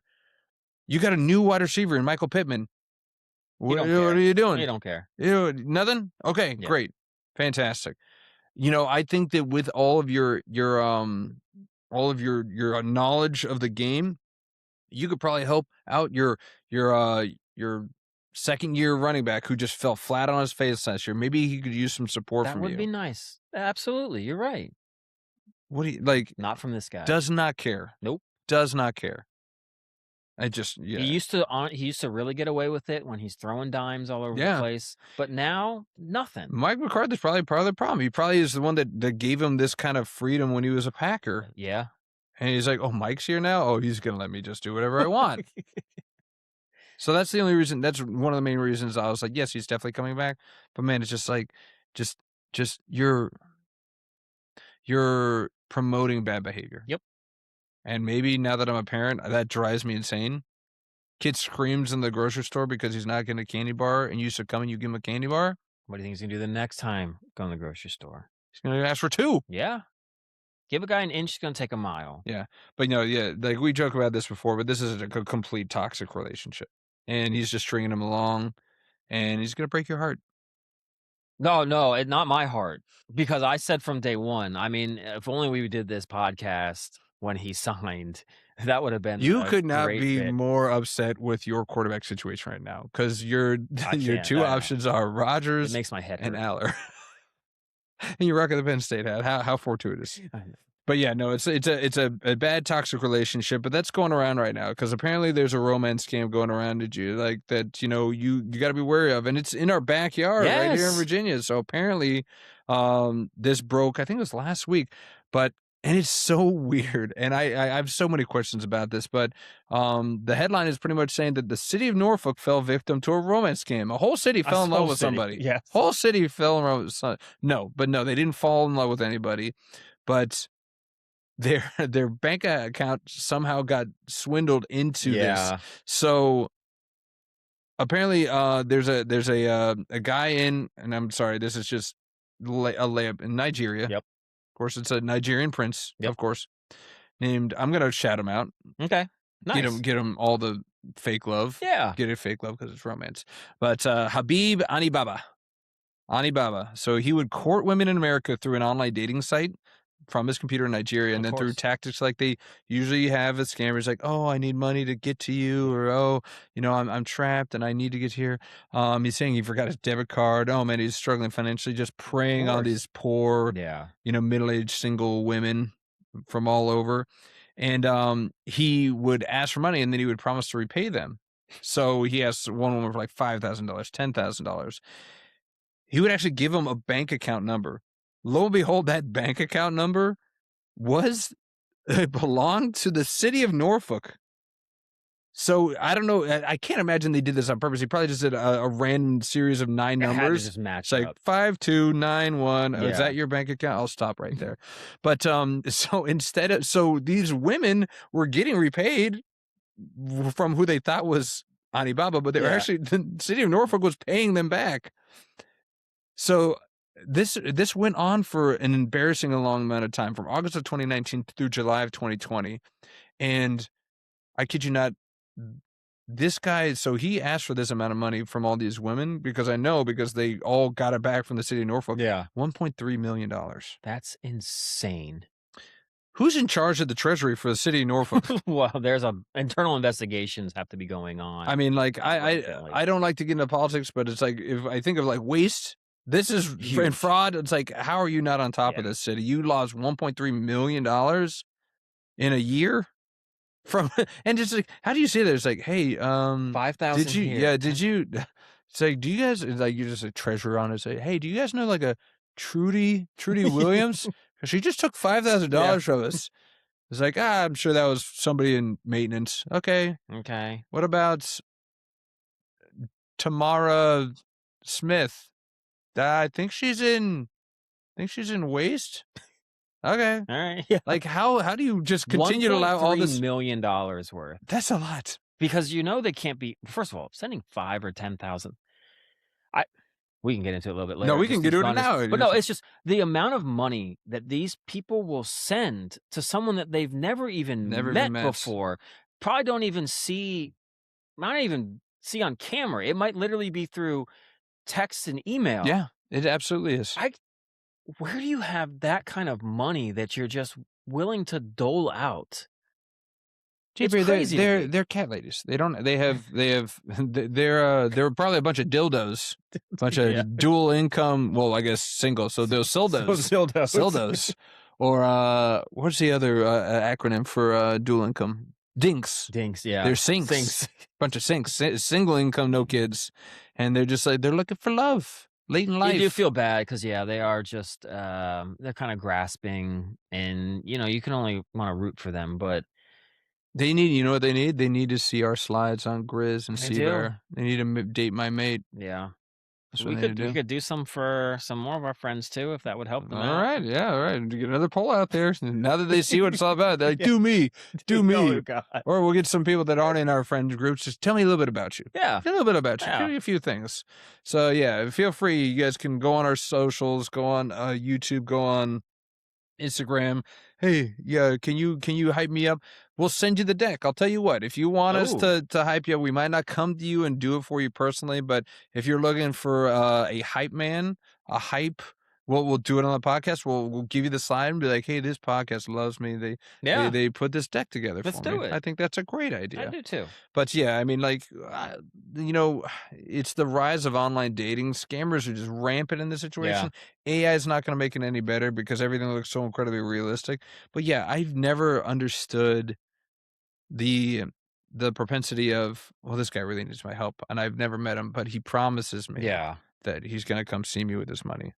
This day and age too. Yeah. You've got to be more educated. You did a little bit of online dating. Did you ever run into any scammers? I definitely did. Yeah. And were you able to whiff them out pretty quickly? Pretty quickly, but I think it might have taken me like a little bit longer than I maybe want to admit. But I mean, it got pretty quickly. You realized it was a scam. But yeah, it was. It's like a fake picture, very beautiful, like blonde woman, and said she was like a model and was in like London at the time. And just sending like these really long worded like messages, which I was like, oh, this is nice, like tell me about yourself, like not this just like, oh, I like to rock climb, what about you? Or so I was like, oh, this is kind of nice. And what tipped me off really first was I would respond. I responded, and then I would kind of ask a few other questions to kind of get to know the person. Right. And then the response I got back didn't answer any of my questions. But then, like, I don't know, I was kind of like, well, okay. And then I tried like one more time. So that's where I kind of am like, I went on too long. But it definitely got to the point where, they were like, they asked me, hey, like, I'm trying to catch a flight and, I can't get home and, they lost all my luggage. Can you send me some money so that I get like a flight home? And I kind of, after that, was kind of, well, let me kind of like see what they really like want or how they want me to do it. And I was like, oh, yeah, sure. Like, what do you need me to do? Like, I'm new to this. Yeah. Like, oh, well, just go down to Western Union. And, like, there you go. Here's all my information. A money order. And I kind of like strung them along a little bit. I was like, you were on to the right at this point. I was like, oh, yeah, I'll leave in like 30 minutes. And, of course, I have time to be like, oh, thank you so much, love. You're just the best. Like, can't wait to meet you, and it's just, and like after like 45 minutes, they were like, oh, love, where are you? And I'm like, oh, I haven't left yet. Like, I'm sorry. And it's like, but I need to catch my flight. I'm like, okay, I'll leave in 30 minutes. And then like an hour, it'd be like, well, are you coming or not? And I think I just stopped like listening. but yeah, I'm so glad I'm out of that game because with AI, I feel like every match you would find, or at least half the matches, would be fake. Yeah, it's like you can't tell what's real or fake. You're like, I can't tell. And even and you could do like 10 photos with the same face and different poses, and I'm rock climbing here, and I'm playing golf here. And scammers abound. So yeah, all the more reason, guys, just meet your people in person. Or at least like, because my wife, we've been watching, or she's watched like some of the Catfish. Oh yeah. Some of it I think is staged in the later years. You gotta imagine because the stories get like crazier and crazier. But either way, it's just like they've gone through like certain hosts, and we're both convinced that one of them just left because you just are like, he just would be like, are you really this stupid? Like, it's been 2 years. He won't FaceTime you. Right. He or she like won't FaceTime you. Yeah. Like, you've been supposed to like visit each other multiple times, and something always comes up. It's like, you do realize that like 100% of the time this is fake, right? Right. But they just hang on, and you feel so bad. But if you can't visually see somebody, like, yes, meet in person, that would be better. Do the date my mate thing. Yeah. But if you can't get someone to FaceTime you, no. Flag. Like, huge flag. Flag on the play. But it still happens all the time. Yeah. It's sad. It does make you feel sad because like people are so desperate for human connection that they're able to just be colorblind to red flags. They're just like, no. Yeah. Like, this person really likes me. I don't care what they look like. And it's like, yeah, part of them's got to be like, this guy probably doesn't look exactly like this picture, so maybe that's not why he wants to FaceTime. I was in a horrible asking, and he just puts paper towels all over his face so you can see my face, but that's me. Yeah, all that good stuff. Just, you meet so many persons. Like, especially when they're trying to ask you for money. You've never even met this person? Yeah, There's a lot of different people out there. Yeah, someone asked me for money and I don't even know them. Yeah. No. Go to a Western Union. It's insane. It's like, I tell you what, let's go on a date first. Make sure that you're real. Take them to sushi. Go to a nice sushi Yeah, restaurant. of course. Get some sushi. Love some sushi. Just don't go to this one sushi place up in Spain.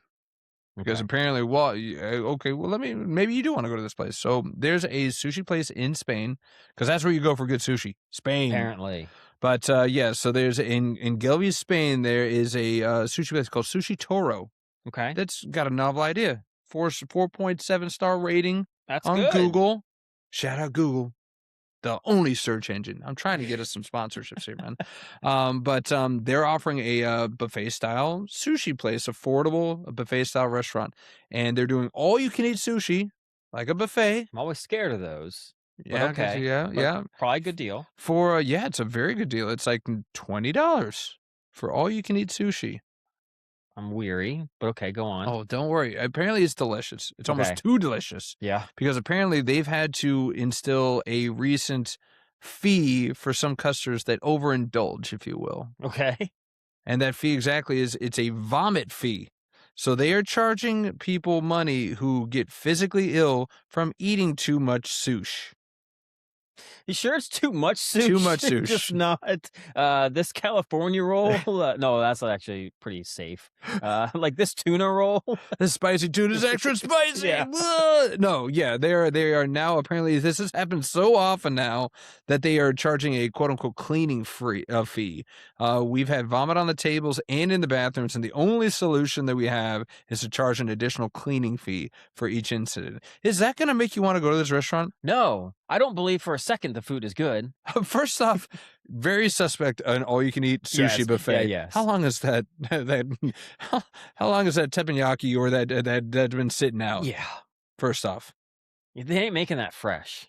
and again, it's getting 4.7 star rating. Maybe the sushi's that good. But the other thing that I can't help but laugh at is that it's a sushi place, right? Yes. The sign in the sushi place, I'm in there in Spain, but it's in Spanish. So like it's like gracias. Please don't vomit on our food. It's like se reservese de derecho. I'm not going to do the whole thing, but yes. But yeah, I mean, I would already been suspect on an all-you-can-eat sushi buffet in Spain.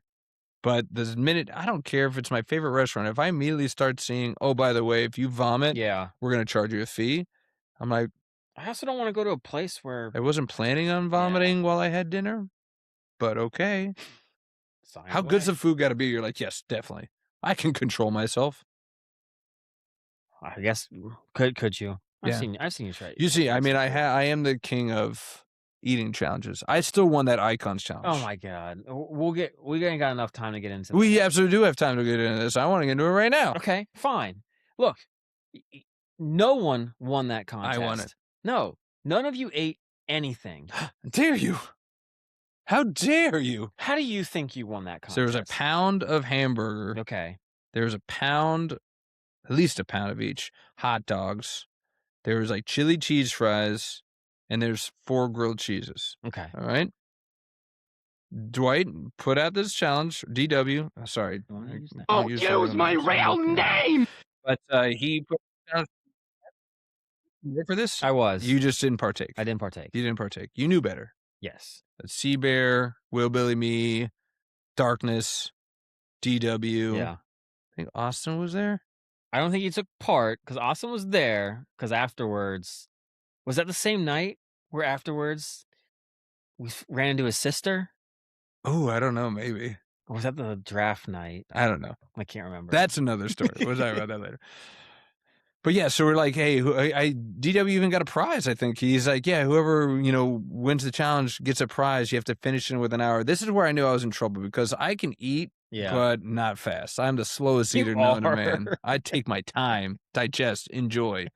But I was like, you know what? I can't say no to a challenge. So I was not well, I think I was smart. I knew that the hamburger meat I had to eat first because nothing's worse than a cold hamburger. So I crushed that and I crushed the dogs and I made it through the fries and I got hung up on the grilled cheeses. Okay. And that's where I stopped. I think DW on the other hand, he went grilled cheese first. Yeah. And he left the burger meat. So I think that I won because I ate the harder thing. The meat was harder than the bread. That was harder. Do you think so? Absolutely. With all that cheese on there, though? It wasn't that much cheese. Okay. It wasn't that much cheese. But anyways, Dwight pocketed the prize. That's the part of the story everybody seems to forget. I know you pocketed that prize, DW. And he just kept it for himself. But we all had the experience. So I guess we're all winners, to be honest. I mean, it was a wonderful experience. I think my favorite was, did Chris even make it through like 5 bites? No. Seaver and say, hey, man, come on. Use my real name. Use my real name. But no, yeah, Seabear, yeah, I think he bowed out pretty early. I think he had a date that night, so he's like, I'm not going to go super bloated on my date. So that's kind of a smart move. I think it was the previous night's activities. Oh, yes, that's right. Yeah. The jacuzzi. And Was that the one? I don't know if it was that one, but I think it was the jacuzzi. Indulged a bit too much on the old spirits and drinks. I think it was the jacuzzi night. The one with Heidi's friend. Okay. And all right, we're not gonna go there. But no, it's like I can handle big portions of food. I also had to do the Will Billy. What's the name of that? Filet of Haas's. fish. Oh yeah, the filet of fish with TODD. That was gross. Did like 14 filet of fishes. This is gross. We had to stack a pyramid of filet of fish sandwich boxes on our TV. This is my trophy. Will Billy owes me high fives for life. He has to every time he sees me, he has to give me a high five because I did. It was Haas's, the biker bar. That place was awesome, wasn't it? Thanks to Kurt Emre for finding that. Was it Kurt? I think Will Billy found it. Was it Will Billy? Because he had a thing with the waitress. Oh, Kurt. He found that hole in the wall place we would go to after like softball or something. I forget what that place was called, but he found a place off of like J. Clyde or something. We would go to play pool. Yeah, no. There. Will Billy had a little thing with, That's right. I think her name was Charlene. Okay. Charlene, the waitress. Yeah. But high fives for life for knocking that out. That was a big challenge. Yeah. And then Seabear bet me I couldn't beat a family-sized calzone in one sitting at one of the local Italian places. Okay. That's easy. I crushed that. Yeah. So I got Venture Brothers for life. It's this. Every time he sees me, that's why you look really? like I didn't know that. Okay. That's why I get one of those every time I see him. I think I'd challenge you to an eating challenge. Yeah. All right. Lay down the gauntlet. You find one. Go to your smash burger place or something like that and just crush smash burgers. I'm down for that. I know you are. We'll have to find a place that's got like a really cool challenge. Yeah, you're gonna pull a man versus food. You're gonna run a marathon right beforehand, and you're gonna be able to crush. No, I won't do that. All right. You can work out. Like you can build up an appetite, but I don't want any of this. I haven't eaten in 2 days, so I'm starving. Crap. I don't think that's the best way to do it either. Yeah, that's true. No, I think it'd be fun. Okay. All right. It's been a while. Maybe it's been a while since I've been a complete glutton. So yeah, why don't I do it again? Yeah, I don't know. We're at the age where we should be doing something like that. Like, ooh, yeah, it's gonna set me back like 4 weeks on my exercise. I was like, man, maybe we should just see how many like Domino's medium pizzas we could like finish. And I'm like, I don't know if our body really is gonna want to eat all that. That's a lot of pizza. Yeah, I could crush some pizza as long as it doesn't have freaking anchovies on it. Yeah, apparently just throw that away. Yeah, 6 pizzas right in the trash. It's a good prank, I suppose. We'll see what we do this year. All right. We're probably going to do the draft. Ooh. It is August, so it's draft Is time. that the plan? You guys going to do the draft on the Fellas Annual? Might even just do a live recording podcast. Yeah, for the draft. With somebody. Everybody. Yeah, okay. All right. I'll do it. I'll do it remotely. That's fine. Oh my God, we should. I was thinking more we would just do it with those that are there. Oh, okay. But oh man, a remote recording? That's not a bad idea. Yeah. I like that. Yeah, so I can get true FOMO just watching you guys all being crazy on the other side. Yeah. Sitting here in front of my fireplace. This is fun. But anyway, I know that's where I've got 5 more crazy stories, but we got to save some for the next one. Next episode, we'll be officially into the conference finals for the NBA. Yes, we will. We will be in the conference finals Probably for the the NBA. NHL. Probably for the NHL again. We'll see if any more managers die from the MLB. We'll have some more, RIPs, if you will. We did kind of skim over the RIPs in the NBA. Jason Collins as well. First openly gay athlete in a major sport. Yeah. Yeah, absolutely. That can only imagine how difficult that that really was in a sport like basketball. So He's a trailblazer. trailblazer. There Yep. you go, trailblazer. So celebration of life. Not. Yeah. I mean, he had I forget what they called it. It was like Glabiostoma or something like that. Yeah. I probably made that up. It's Glavius something, I think it Yeah. was. Okay, we'll go with that. Yeah. But you know what? Someone had to do it, and He glad did. you did, and it's I don't know. Did it ever? I always thought back after like that and Michael Sam. I was kind of like, you got to imagine there's like 100 players on every football team, every college, everywhere you played. Like you've had to have played with a Oh yeah. gay guy, and none the make a wiser. difference. Like it's just Didn't that make a stereotype of like the gay culture. You just sit there and think. Like I still can't believe that ESPN. I'm so glad I don't really have ESPN because what they'll try to throw out as a story. Remember with Michael Sam, they had Josina Anderson standing out there saying, "I'm getting a report from some anonymous players about what goes on in the locker room and showers with Michael Sam," and it's like. The story about when he told everyone at the University of Missouri and they all said, yeah, we knew. Yeah. Like, what do you think then he was like running around, like playing grab ass in the shower? Like, no, like towel up a bit. Woo! he's a football player. Yeah. Like the stereotype is it's just that, but that doesn't equate to everybody. Like they're there to play, be a good teammate. Like it's just, I couldn't believe that story. Yeah. But it just only made it probably harder for more people to want to come out with like stories like that you're airing about. So they're going to talk about how I am in the locker room now. Yeah, like in the thanks showers. ESPN for good reporting. Yeah, that's terrible. It's TMZ, and that's even lowbrow probably for TMZ. Yeah, and that was on ESPN. They do it. TMZ would do it. Of course they would. They got TMZ Sports now. Well, that's what ESPN tried to pull out one time. Like, what was it like ESPN Entertainment or Late Night or something for a while? Late night, ESPN Late Nights. Get the gossip and story, which that's all it is now. Well, yeah, that's the whole broadcast is gossip. Yeah.